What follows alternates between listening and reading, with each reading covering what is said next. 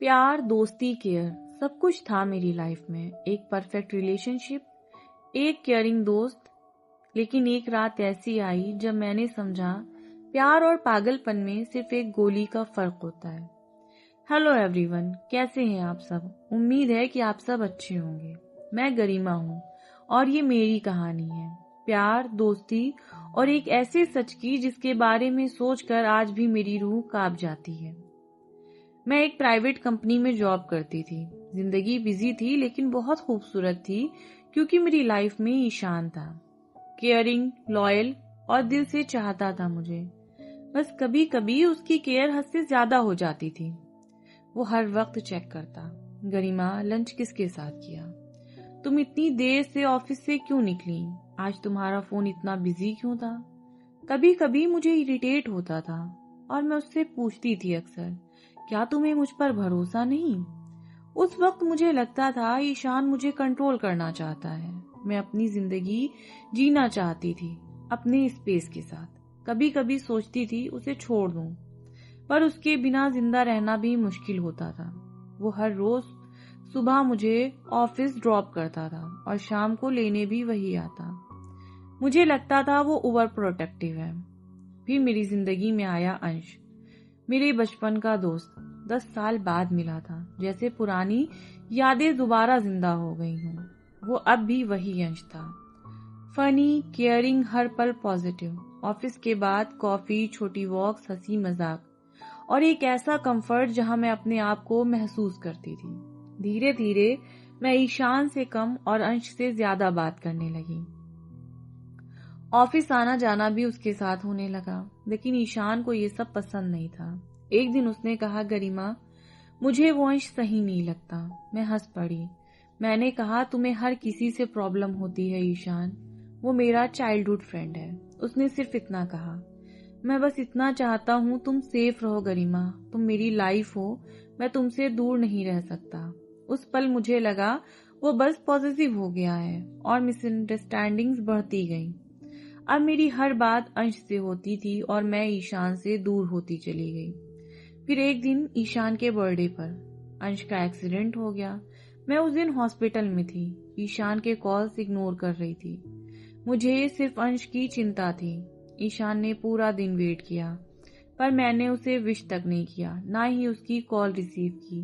वो टेंशन में पागल हुआ जा रहा था कि मैं कहाँ हूँ, कैसी हूँ, सेफ हूँ भी या नहीं। और जब बात हुई वो एक बड़े झगड़े में बदल गई। उस वक्त मैं गुस्से में थी और मैंने कहा, बस ईशान मुझे ब्रेकअप चाहिए, ये रिश्ता अब यहीं खत्म, इससे आगे मैं नहीं बढ़ा सकती। उस दिन के बाद मैं अंश के और करीब आने लगी। वो मुझे संभालता, सुनता और कहता, ईशान तुम्हारे लायक था ही नहीं गरिमा।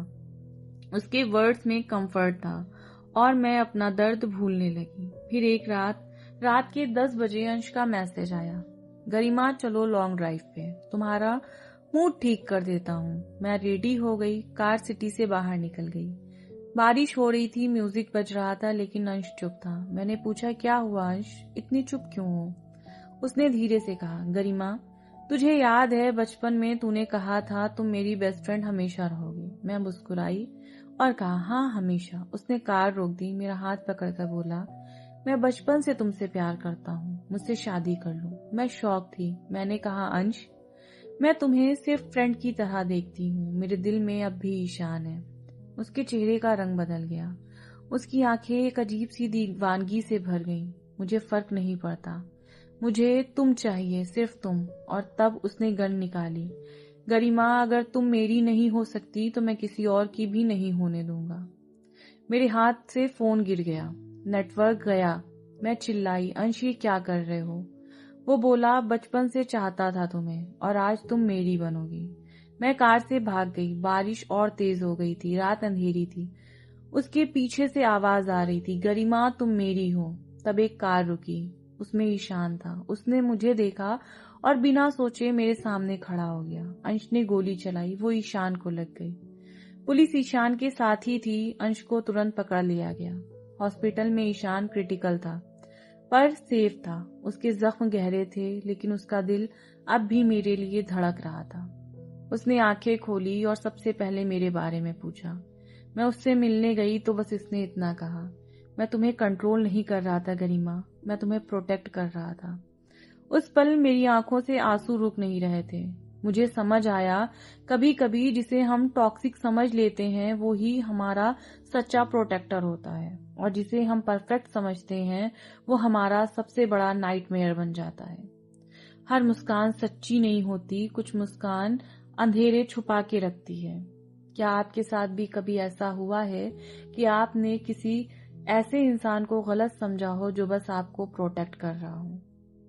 अगर आपने भी कभी ऐसा फील किया हो तो कमेंट्स में जरूर बताइएगा, और अगर आपको ये स्टोरी पसंद आई हो तो लाइक और शेयर जरूर करिएगा, और ऐसी ही स्टोरीज के लिए मेरे चैनल को सब्सक्राइब करना नहीं भूलिएगा, क्योंकि यहाँ जज्बात लफ्जों में बदल जाते हैं।